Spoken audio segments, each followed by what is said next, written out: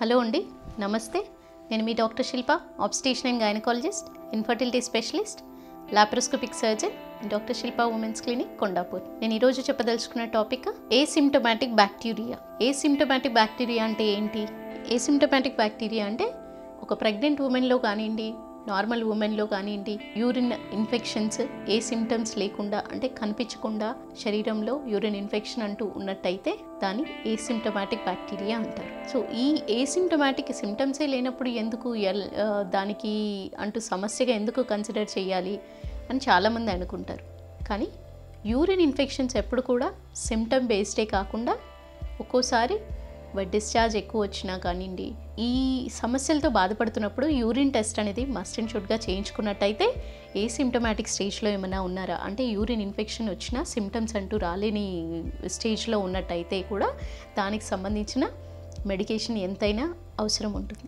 ఈ asymptomatic bacteria అనేది ఎప్పుడు కూడా నిర్లక్ష్యం చేయకుండా యూరిన్ ఇన్ఫెక్షన్ ఉన్నప్పుడు అంటే సిమ్టమ్ బేస్డ్ బర్నింగ్ లేకపోయినా, లేదా ఎక్కువగా మాటిమాటికి యూరిన్ వెళ్ళాల్సిన అవసరం లేకపోయినా, లేదా కంట్రోల్ అంటూ లేకపోయినా, మంట నొప్పి అంటూ లేకపోయినా కూడా యూరిన్ ఇన్ఫెక్షన్స్ అంటూ వన్స్ డిటెక్ట్ అయినట్టయితే దానికి సంబంధించిన కల్చర్ టెస్ట్ అంటూ చేసుకొని ఎంత అమౌంట్ ఆఫ్ బ్యాక్టీరియా, ఒకవేళ బ్యాక్టీరియల్ ఇన్ఫెక్షన్ ఉందా వాళ్ళకి, లేదా యూరిన్ ఇన్ఫెక్షన్, వైరల్ ఇన్ఫెక్షన్ ఏమన్నా ఉందా, లేదా ఇంకా సెక్షువలీ ట్రాన్స్మిటెడ్ అనే ఇన్ఫెక్షన్స్ ఏమన్నా ఉన్నాయా అనేది యూరిన్ టెస్ట్ కల్చర్ చేయించుకున్న తర్వాత తెలుస్తుంది.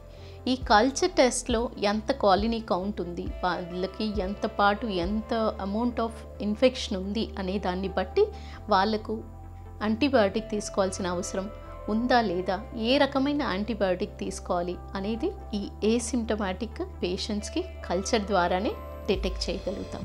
కాబట్టి యూరిన్ ఇన్ఫెక్షన్ ఉన్నప్పుడు ఖచ్చితంగా కల్చర్ అంటూ అడ్వైస్ చేస్తే మీ డాక్టర్ మీరు కల్చర్ టెస్ట్ అవసరమా అని కాకుండా కల్చర్ టెస్ట్ చేయించుకొని దాని అవసరము, ఏ రకమైన యాంటీబయాటిక్ తీసుకుంటే సరైన యాంటీబయాటిక్ తీసుకున్నప్పుడే దాని రిజల్ట్ కూడా మీరు తొందరగా చూడగలుగుతారు. ఎక్కువగా ఇన్ఫెక్షన్ ఎక్కువై కొంచెం నిర్లక్ష్యం ఆ రకమైన చేసినట్టయితే మూత్రాశయం నుంచి ఏదైతే యూరిన్ ద్వారానే యూరిన్లో వచ్చే ఇన్ఫెక్షన్ నెమ్మదిగా మూత్రాశయం వరకు వెళ్లకుండా అలానే నిర్లక్ష్యం చేస్తే మూత్రాశయం నుంచి పైకి యురేటర్ నుంచి కిడ్నీ వరకు వెళ్ళే అవకాశాలు ఉంటాయి.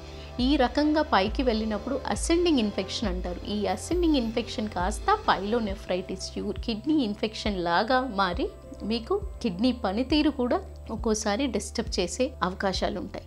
సో ఇవన్నిటినీ చిన్నపాటి యూరిన్ టెస్ట్, కల్చర్ టెస్ట్ ద్వారా డిటెక్ట్ చేసుకొని యూరిన్ ఇన్ఫెక్షన్ది ఫస్ట్ ట్రీట్మెంట్ అంటూ చేసుకున్నట్టయితే చాలా వరకు పెద్ద కిడ్నీ సమస్యల వరకు వెళ్లకుండా చిన్నపాటి ట్రీట్మెంట్తోనే వాటర్ కంటెంట్ పెంచడము, దానికి సరైన యాంటీబయాటిక్ తీసుకోవడము, ప్రోబయోటిక్స్ అంటూ తీసుకోవడం వల్ల చాలా వరకు నివారణ చేయవచ్చు. ఈ చిన్నపాటి ఇన్ఫర్మేషన్ అనేది అందరూ దృష్టిలో పెట్టుకొని దాని అవగాహన తెలుసుకొని ఆ రకంగా ట్రీట్మెంట్కి వెళ్ళి మీ డాక్టర్ చెప్పిన ఇన్స్ట్రక్షన్స్ని పాటిస్తారని ఆశిస్తున్నాను. థ్యాంక్ యూ అండి. నమస్తే.